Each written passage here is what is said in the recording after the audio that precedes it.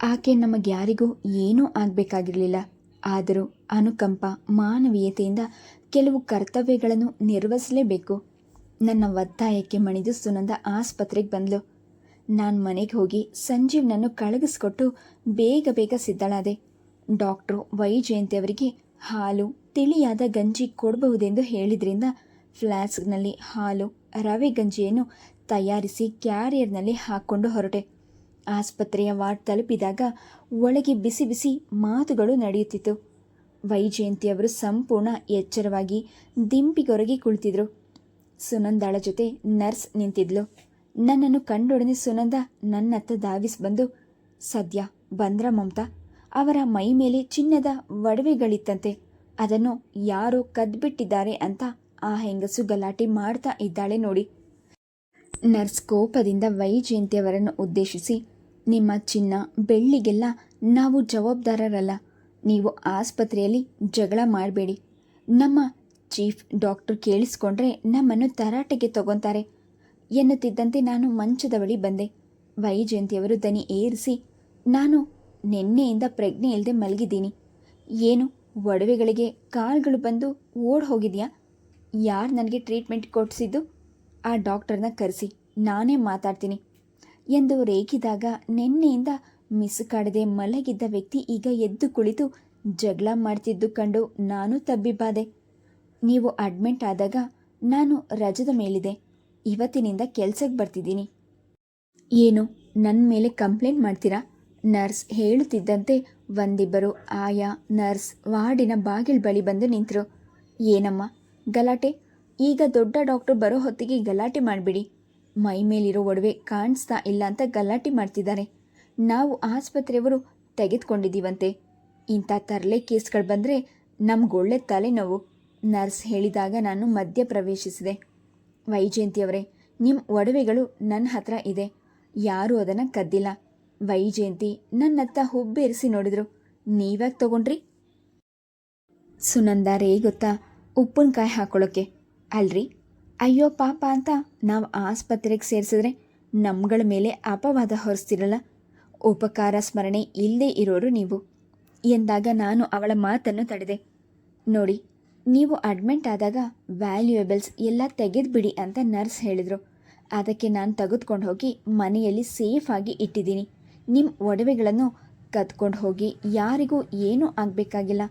Nurse ಮುಖ ಸೊಟ್ಟ ಮಾಡಿ, ಈ ವಯಸ್ಸಲ್ಲಿ ಆರೋಗ್ಯ ಅಂತ ಇರೋದು ಬಿಟ್ಟು ಒಡವೆಗಳಂತೆ ಎಂತೆಂಥ ಜನಗಳಿರ್ತಾರೆ ಎಂದು ಗೊಣಗಿಕೊಂಡು ಅಲ್ಲಿಂದ ಹೊರಟಳು. ಆದರೆ ವೈಜಯಂತಿಯವರು ಈ ವಿಷಯವನ್ನು ಇಲ್ಲಿಗೆ ಬಿಡುವಂತೆ ಕಾಣಲಿಲ್ಲ. ನನ್ನ ಚಿನ್ನದ ಒಡವೆ ನೀವ್ಯಾಕೆ ಮನೆಗೆ ತೊಗೊಂಡು ಹೋದ್ರಿ? ಚಿನ್ನದ್ದು ಎತ್ಕೊಂಡು ಹೋಗಿ ನನಗೆ ಗಿಲೀಟು ಒಡವೆಗಳನ್ನು ತಂದು ಕೊಡಲ್ಲ ಅಂತ ಏನು ಗ್ಯಾರಂಟಿ? ಏನಿಲ್ಲ ಅಂದರೂ 30 ಲಕ್ಷದ ಒಡವೆಗಳು ಏನು ಸುಮ್ಮನೆ ಬರುತ್ತಾ? ಅಲ್ಲಿವರೆಗೂ ನಾನು ತಡೆದಿಡಿದ ಕೋಪವನ್ನು ಹುಕ್ಕಿ ಬಂತು.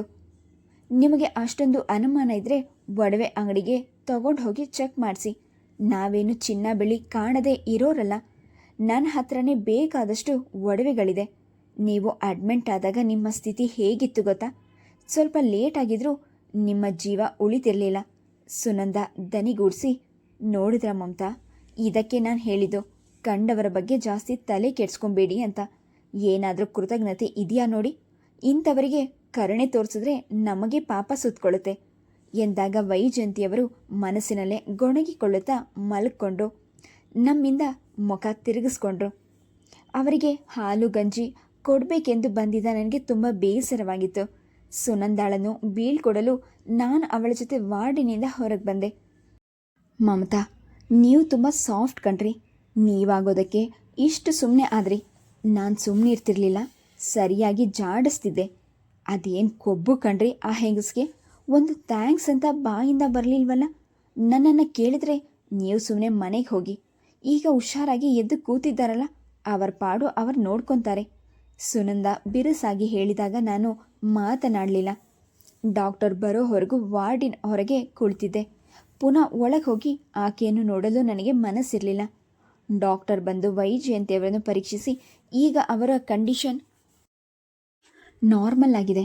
ಈ ಬಾಟಲ್ ಡ್ರಿಪ್ ಮುಗಿದ ಮೇಲೆ ಮನೆಗೆ ಕರ್ಕೊಂಡು ಹೋಗ್ಬೋದು ಎಂದು ವೈಜಯಂತಿಯವರಿಗೆ ಆರೋಗ್ಯದ ಬಗ್ಗೆ ಜಾಗರೂಕತೆಯಿಂದಿರಲು ಕೆಲವು ಸಲಹೆಗಳನ್ನು ನೀಡಿ ಅಲ್ಲಿಂದ ಹೊರಟರು. ಜಯಮ್ಮ ಕೆಲಸ ಮುಗಿಸಿ ಆಸ್ಪತ್ರೆಗೆ ಬಂದಾಗ ನನಗೆ ನಿರಾಳವಾಯಿತು.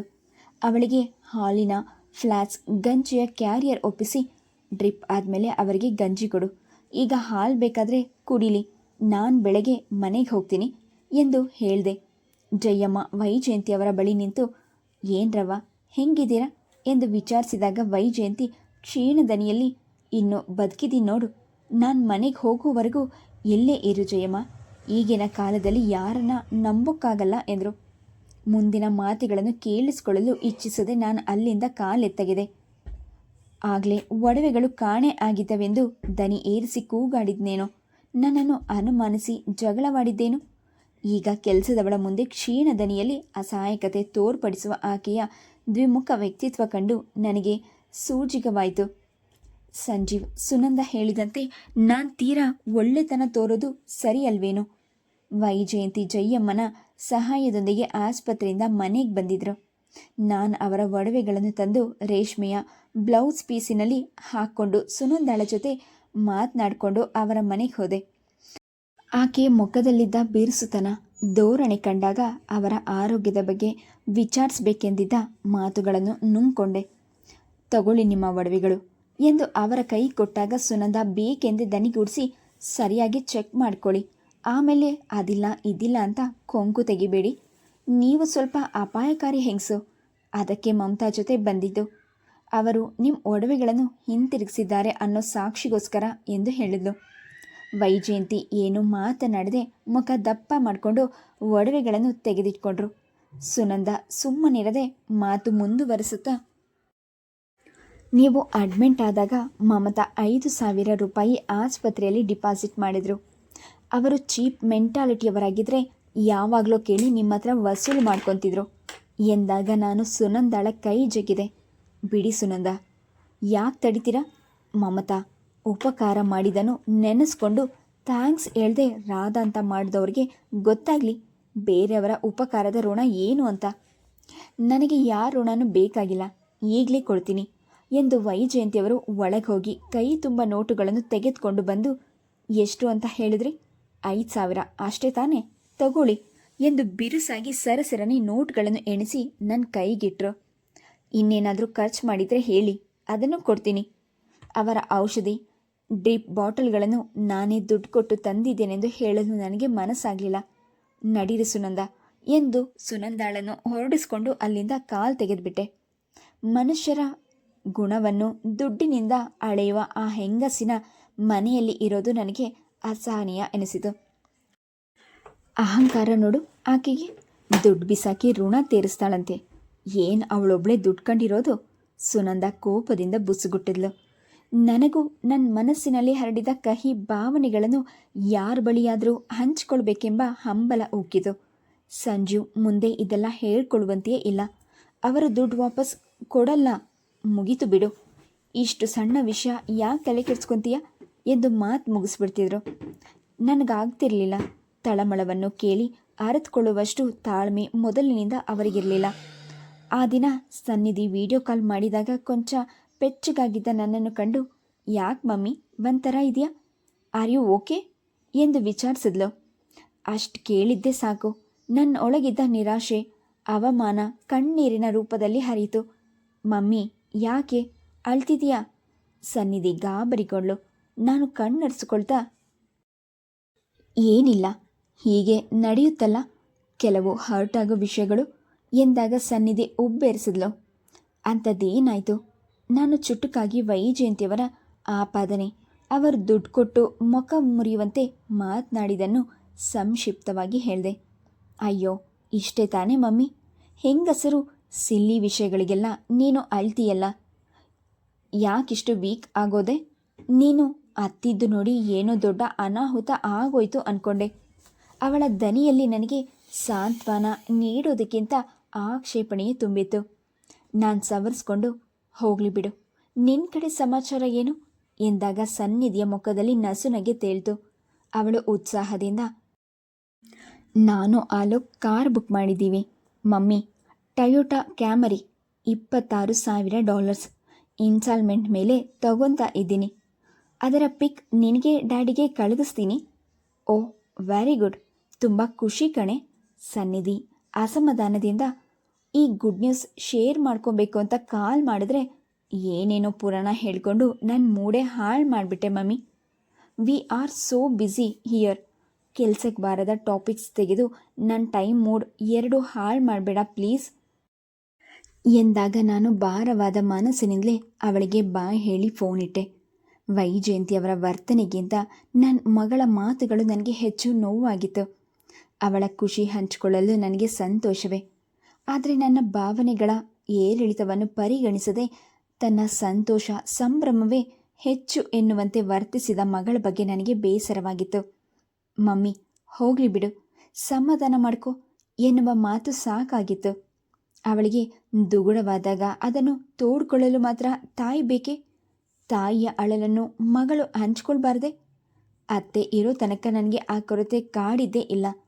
ಅವರ ಸಾಂತ್ವನ ನುಡಿಗಳು, ಅಭಯ ನೀಡುವ ಮಾತುಗಳು ತಾಯಿಯ ಮಡಿಲಿಗಿಂತ ಅಪ್ಯಾಯಮಾನವಾಗಿತ್ತು. ಅದೇಕೋ ನನ್ನ ಮನಸ್ಸಿನ ತುಂಬ ಅತ್ತೆ ಅವರು ನನ್ನ ಬಳಿಗೆ ಬಂದು, ಮಮತಾ ಎದ್ದೇಳು, ನಾನು ಬಂದಿದ್ದೀನಿ ಎಂದು ತಲೆ ಸವರಿದಂತೆ, ನಾನು ಎದ್ದು ಕುಳಿತು ಅವರನ್ನು ತಬ್ಕೊಂಡಂತೆ, ಅವರ ಮಮತೆಯ ಸಾನ್ನಿಧ್ಯ ಸವೆಯುತ್ತಾ, ಅಮ್ಮ ನನ್ನನ್ನು ಬಿಟ್ಟು ಹೋಗಬೇಡಿ ಎಂದು ಅಳ್ತಿದ್ದಂತೆ. ನಾನು ಎಲ್ಲಿ ಹೋಗ್ತೀನಿ, ಇಲ್ಲೇ ಇದ್ದೀನಿ ನೋಡು. ಥಟ್ಟನೆ ನನಗೆ ಎಚ್ಚರವಾಗಿ ಸುತ್ತಲೂ ನೋಡಿದೆ. ಕೋಣೆಯ ಮುಂಬಾಗಿಲಲ್ಲಿ ಯಾರೂ ಕಾಣಿಸ್ಲಿಲ್ಲ. ಪಕ್ಕದಲ್ಲಿ ಸಂಜೀವ್ ನಿದ್ದೆ ಮಾಡ್ತಿದ್ರು. ನನ್ನ ಕೆನ್ನೆಗಳು ಒದ್ದೆಯಾಗಿದ್ದು ಅರಿವಾಯಿತು. ಕನಸಿನಲ್ಲಷ್ಟೇ ಅಲ್ಲ, ನಾನು ನಿದ್ದೆಯಲ್ಲೂ ನಿಜಕ್ಕೂ ಅಳ್ತಿದ್ದೆ ಎಂದು ಅರಿವಾಯಿತು. ಮಲಗುವ ಮುನ್ನ ಅತ್ತೆಯನ್ನು ಎಷ್ಟು ಬಾರಿ ನೆನೆಸ್ಕೊಂಡು ಹಂಬಲಿಸಿದ್ನೋ, ಅದರ ಪರಿಣಾಮ ಈ ಕನಸು. ನಾನು ಕಣ್ಣೊರೆಸ್ಕೊಂಡೆ. ಗಂಟೆ 4:15 ತೋರಿಸ್ತಿತ್ತು. ಮತ್ತೆ ಮಲಗುವ ಮನಸ್ಸಾಗದೆ ಎದ್ದುಬಿಟ್ಟೆ.